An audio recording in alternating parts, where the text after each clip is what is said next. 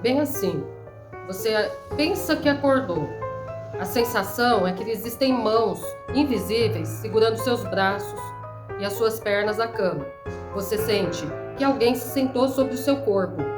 Até mesmo envolveu o seu tronco com as pernas invisíveis. Alguns abrem os olhos e veem vultos nos cantos do quarto, na beira da cama, sentados à beira da cama, sentem a pressão sobre o colchão. Na cultura popular, isso é chamado de pisadeira. E na medicina, paralisia do sono. O vídeo de hoje é para dialogar sobre os limites entre a medicina e o sobrenatural.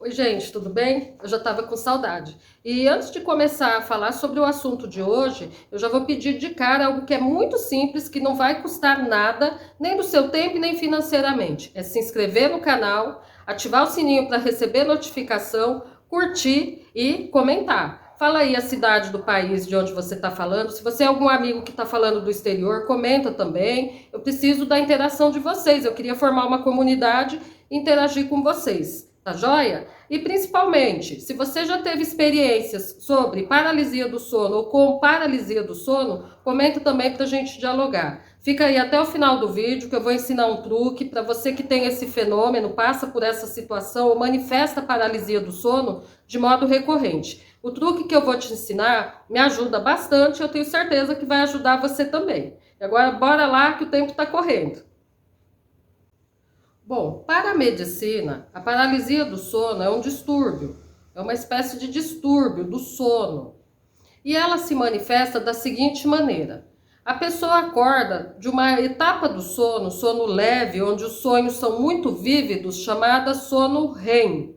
REM é uma sigla do que vem do inglês, que significa Rapid Eye Movement. É aquela fase, mais propriamente dita, que você está deitado, dormindo, e as suas pálpebras, elas ficam mexendo para lá e para cá. Você vê isso na pessoa que está dormindo, quando os olhos dela ficam no movimento. As pálpebras estão cerradas, mas você percebe que o globo ocular da pessoa fica se movimentando.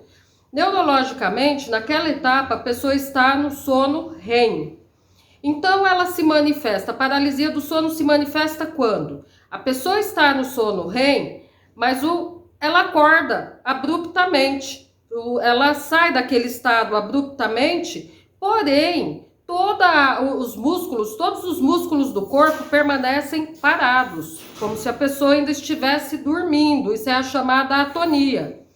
Então não há uma correspondência, não se equipara o despertar do cérebro com o despertar do corpo, da musculatura esquelética propriamente dita.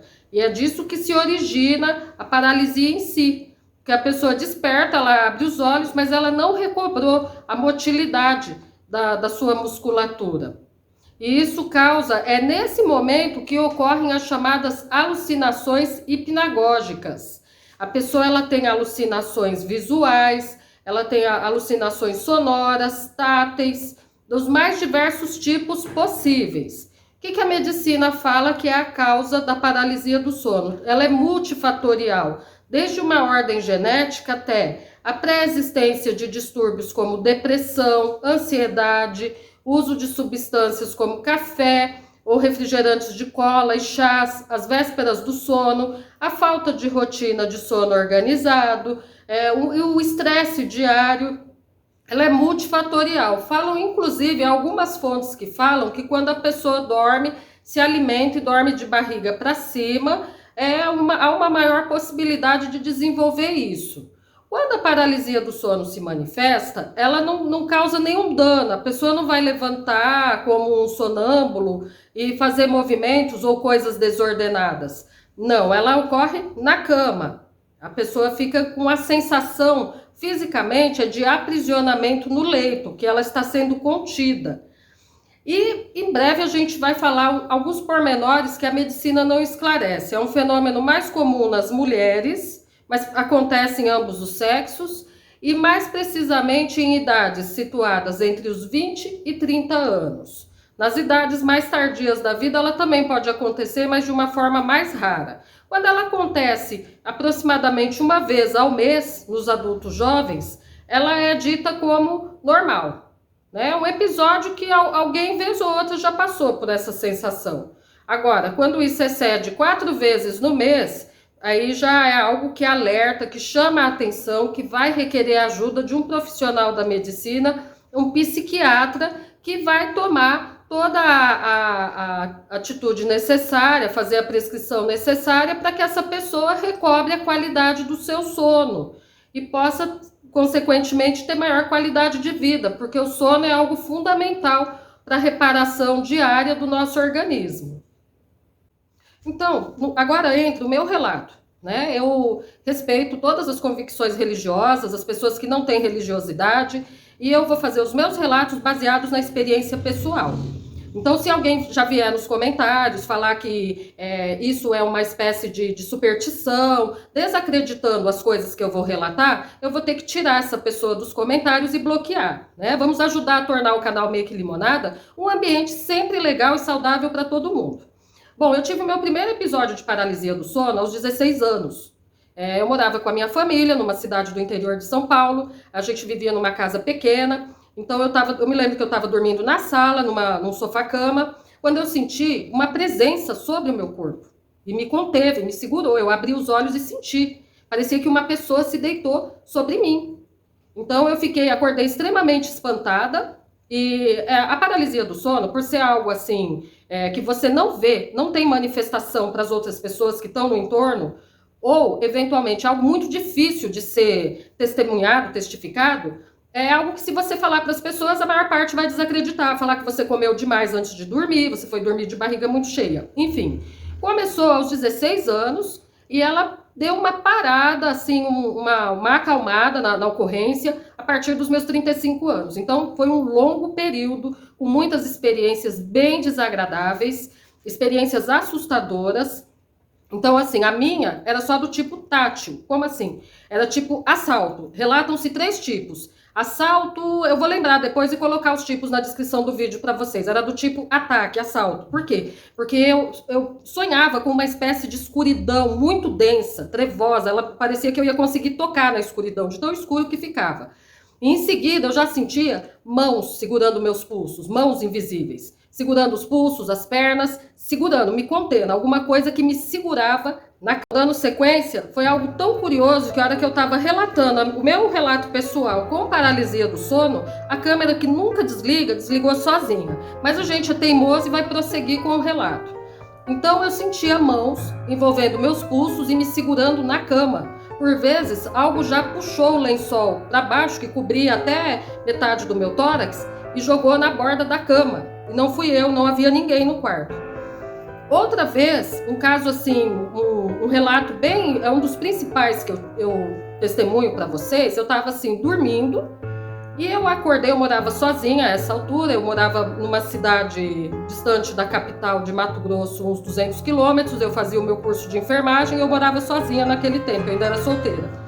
Eu me lembro que eu acordei durante a noite, sentindo que alguém havia sentado sobre o meu corpo. Sentado e passado as pernas em torno do meu tronco, como se eu fosse um animal, um cavalo. Essa pessoa, essa coisa, não sei dizer, ela fez isso comigo e segurou as minhas mãos. Então eu não posso descrever para vocês o terror, o horror que eu sentia. O que eu fazia no primeiro momento para tentar me dispersar daquele terror, aquela situação horrível que você se sente totalmente refém, vulnerável a alguma coisa que não é tangível, mas que você sabe que está ali.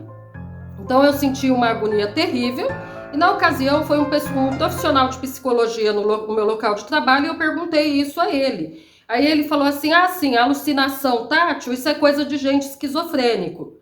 Aí eu já fiquei com reservas, né? Quem sou eu para fechar um diagnóstico sobre esquizofrenia, mas eu tenho certeza que eu não tenho esquizofrenia.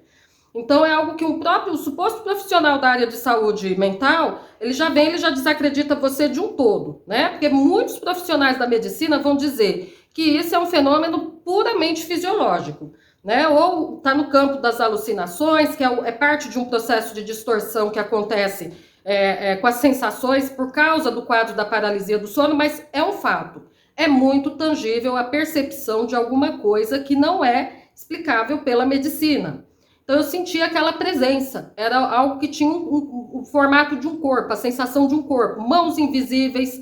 Tanto é que quando o episódio de paralisia do sono acaba, eu sentia a perna se afastando, o corpo, as mãos se soltando, bem levemente saindo, e em seguida a resposta muscular esquelética, motora, voltando e eu conseguindo me mexer. Então, pela quantidade de tempo que isso aconteceu comigo, eu deduzo que hoje em dia estabilizou, eu não tenho mais, ou eles são muito, muito raros, né? Passados muito tempo, mais de 20 anos desde o primeiro episódio. Então, o que eu faço atualmente quando eu tenho paralisia do sono? Antes, como eu estava dizendo para vocês, em pensamentos, eu rezava, eu orava, eu chamava por Deus, eu implorava pela presença de Deus.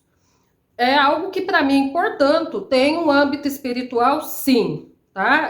Há todo um estudo, tem comunidades que estudam o fenômeno da paralisia do sono, que falam que são demônios noturnos, íncubos e súcubos. Você deu algum tipo de brecha espiritual para que esses seres, né, essas entidades, se aproximassem da sua cama. Né? Há também um relato bem assustador de um dia que eu tive um episódio forte de paralisia do sono, mesmo depois de adulta, frequentando uma denominação evangélica, que eu cheguei a ouvir sussurros ao meu lado, na cama, sozinha num quarto à noite. Né? Eu ouvia, quando eu estava no auge da paralisia do sono, eu ouvia sussurros, pessoas sussurrando, murmurando perto do meu ouvido. Então, rezar, orar, me ajudou bastante. Mas hoje em dia, eu tenho um outro modo de agir para debelar um episódio de paralisia do sono.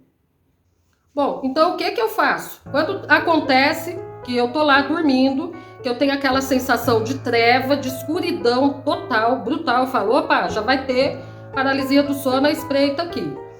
Que eu estou imóvel, eu começo lentamente a tentar fazer algum tipo de movimento com as minhas cordas vocais. Eu começo a, fazer um pigarro. Eu vou pigarreando bem lentamente e o tônus muscular vai retornando por completo, eu consigo me mover e complemento também com a minha oração, né? Faço a minha oração em pensamentos, peço a presença de Deus e tudo passa. Aí eu levanto, eu dou uma volta pelo quarto e torno a dormir de novo, dependendo da hora que o episódio acontecer. Então eu falo para vocês, não tenham medo, tá? Eu acredito que é algo sim, é uma combinação de elementos fisiológicos e também sobrenaturais. Procura, assim, ser vigilante em relação aos seus atos, às suas obras, seus pensamentos. Se aproxima de Deus, tá? Sempre você tem que ter a firme convicção no seu coração que Deus vai estar sempre ao seu lado, né? Que só isso daí, essas forças obscuras, elas se alimentam de medo. Então, você examinar consigo, no seu coração, que brecha que você deu na sua vida para essas coisas se aproximar. Os jovens, eles têm uma energia, uma pulsão sexual muito grande, né? Então, nesse vacilo aí, você abre as portas para que alguma coisa obscura se aproxime. Então, a gente fala, orar e vigiar. A gente tem que vigiar continuamente enquanto a gente está vivo, porque o inimigo não dá trégua. Ele está à solta, junto com o exército dele. E não tem nada pior do que você estar lá na sua cama, dormindo, se recompondo para fazer as suas atividades no dia seguinte e ter esse tipo de perturbação. Depois de bem adulta, eu fui contar para minha mãe, porque eu passei com isso por muitos e muitos anos calada, eu não contava para ninguém, porque eu tinha vergonha, eu tinha receio, não sei porquê, eu não pedi ajuda para ninguém, era entre eu e Deus. E a minha mãe ficou muito triste, ela falou, olha, se você quebra uma perna, se você se corta, a gente vai no médico, vai na farmácia. Porque para ela, tal como eu penso, é um ataque espiritual. O que ela me disse? Não há jeito de dar remédio para isso. O único remédio, no caso, é a oração, se apegar com Deus. Na época, eu fui ao psiquiatra. Ele também apenas ouviu, falou que era estresse para eu cortar o excesso de café e fez referência ao livro A Entidade, do autor Frank de Felita.